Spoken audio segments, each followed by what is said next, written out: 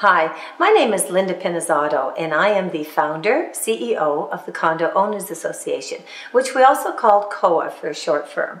The Condo Owners Association was founded in March of 2010, so we're actually 2 years old now. And we are the association that works and lobbies with government. We protect the condo owners across the province of Ontario with issues. There's so many issues out there. We need changes in the Condo Act. We need Condo Act reform. Right now, there's private member bills that are going between the MPs, that they're not getting to the next step. And unfortunately, it's not helping condo owners. We need to see changes in the Tarion Warranties. We need better protection. We need to stop the ever-moving escalation of maintenance fees that you see on a constant drive towards new developments in particular, but existing condominiums as well. There are so many issues that need to be dealt with, and the Condo Owners Association will assist you in dealing with these. We are appearing at the National Home Show. We've had a major sponsorship with Clorox Canada, with Geep International.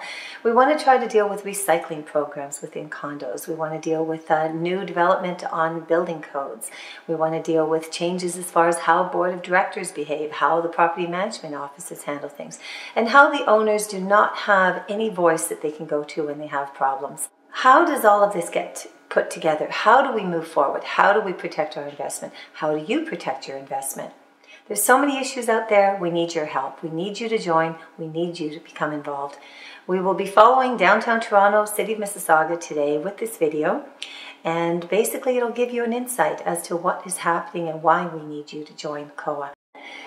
COA is COAOntario.com. Please visit our websites. We do have representation in all the cities across the province.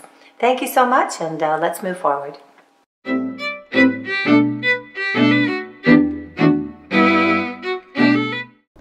Hi, yes, now we're down at Wellington Blue Jays Way area, and it's a plan to action. All those height restrictions that have gone down the drain when the City of Toronto prepared their master plan many years ago for the protection of all of us, it's been totally overlooked by the Ontario Municipal Board. Take a look. We've gone from 13-story condos to 19-story to 25 to 30. We're resting on 55 stories. Where does it stop? Where does it end? Is it all about the builders? Is it about the condo owners? Are your views blocked now? Are things happening that you never bargained for? You didn't know this was going to go on when you bought. You're finding out now. Too many hidden things. Let COA help you. Take a look.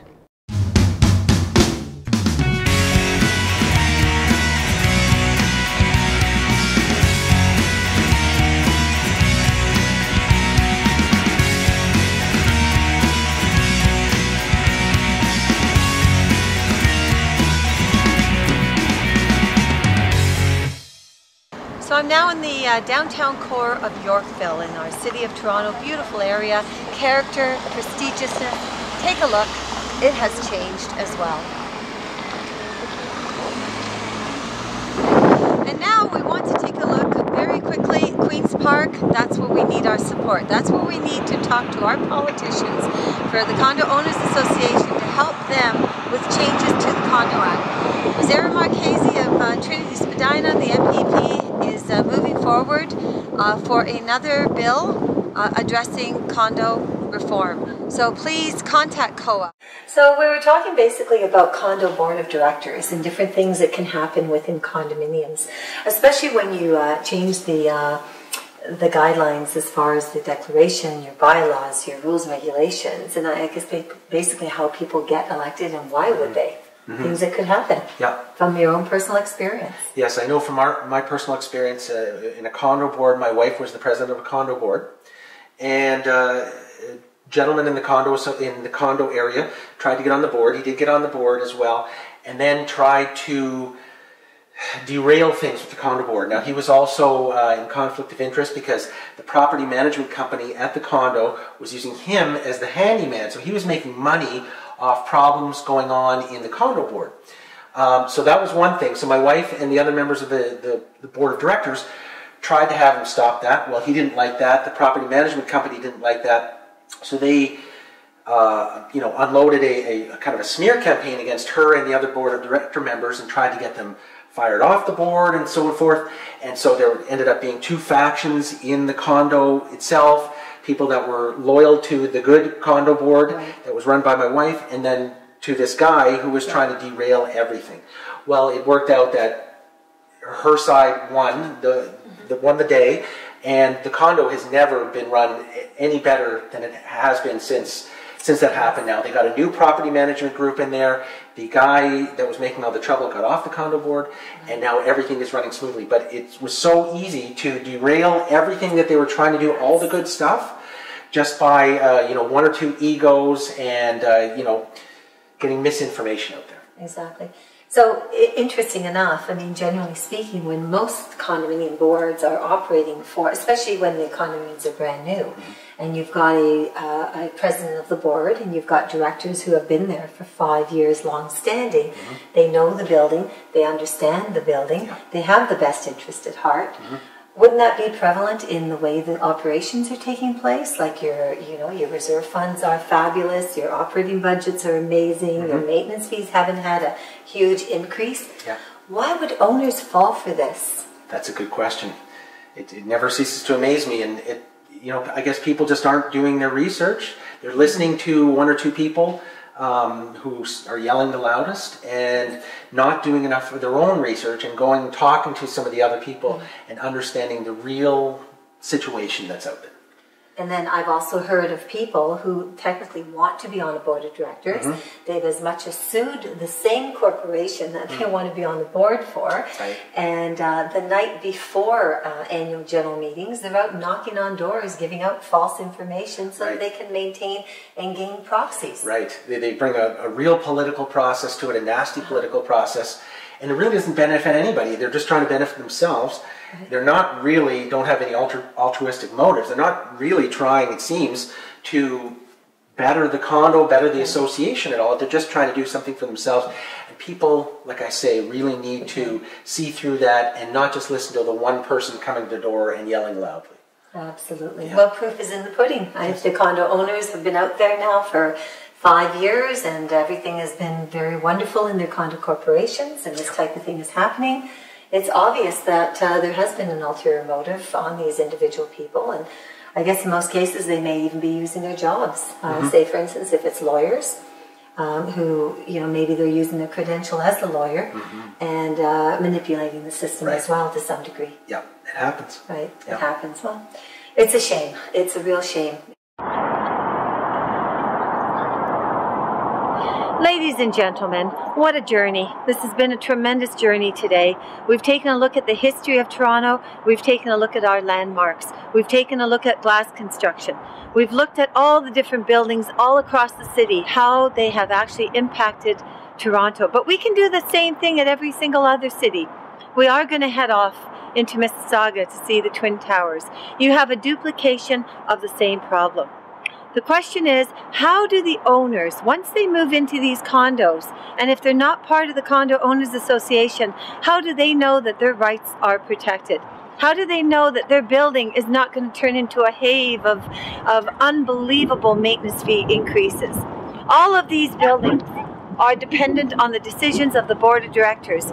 You as a condo owner will be party to choose one director, 5 in total, that you are expecting to have the education and the knowledge to represent your operating budget of approximately $1.5 million.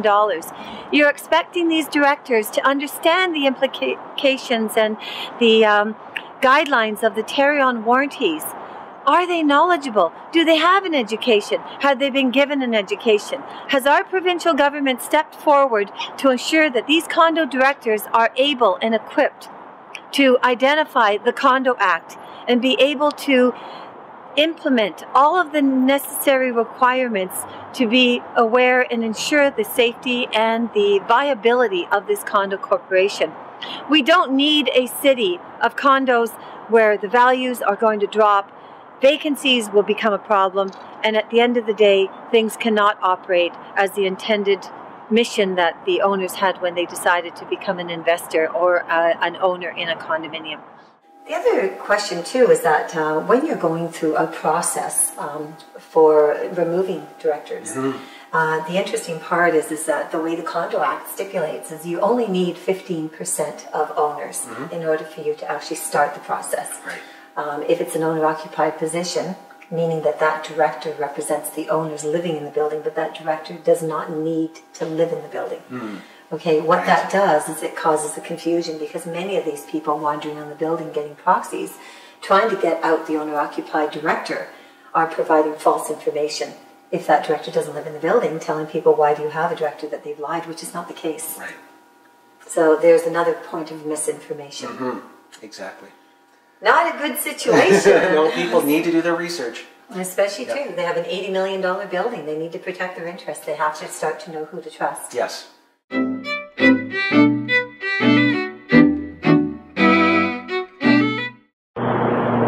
you're a condo owner, you have in your possession what's called as a condo document. The condo document was prepared by the builder's lawyers way back when, and they are a Bible for your condominium. In that condominium document, it will outline exactly what is allowed in the building, along with what's called as a bylaw and your rules and regulations. Unfortunately, a lot of times you may have a board of director who has gone about changing this condo document or the bylaw, or even implemented rules and regulations. And in many cases, these are not in compliance to the Condo Act. So unfortunately, what we need to do, which COA is endorsing, is to have a standardized condo declaration that is going to be used for all condominiums to prevent this type of thing from happening. So at the end of the day, the other problem, I think, is that we do have a combination of on-site owners, off-site. I don't think turning the one and two against one another is the answer, which obviously some of those people are trying to do as well, and that creates disharmony in the building. Right. Do you have any comments about out-of-country investors? Because, I mean, the way things are going right now is that in any condominium, a majority vote is over 50%, like 51%. Yeah. So on a majority vote of 51%, what if we run into a situation where we have an out-of-country ownership over 51% in any particular building? Yeah. I mean, there isn't any protection on the Condo Act for that type of case. We have no answers. Exactly. There is no answers at this point. Just people have to be wary of it and understand the consequences of that particular kind of thing happening. And I would assume that it's happening more and more these days with the influx of condos now and foreign investment coming in, buying these things up. I would imagine it's going to be more and more of a problem in the future. Yeah. And then the other problem would be the present-day circumstances of short-term rentals. There are situations going on in the city where the short-term rentals are no longer 1 month, 2 months, 3 months. Now the short-term rentals are coming into 7 days, 8 days, 10 days. It's like operating a hotel within a condo building. Yes. Yeah. And that presents its own series of problems, right? Short-term rentals, and it's setting yourself up almost like a hotel. People, won't take the same care probably of the surroundings that they would if they were there for a longer period of time. And there's other things that, that this kind of thing generates that can be a serious problem. Exactly. Yeah. Exactly. It's always, thank you very much. My pleasure. I really appreciate your comments, John. Anytime. The interesting thing is that sitting here with John and just working today to put this video together, it's really important for the Condo Owners Association to get the word out, let the public know exactly what they're in store for, what the problems are, what is the direction. We need your support.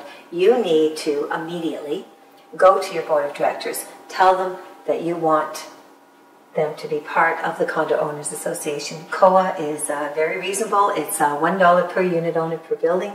300 unit owners in the building. It costs your corporation $300 to be part of this association, and then you know that you can feel protected. And you also know that your board of directors is operating properly. They are not doing some of the situations that you've heard today, and they're very transparent. Because they're saying, yes, we want to be a part of the Condo Owners Association because we feel it's important and we need to protect condo owners and their investments.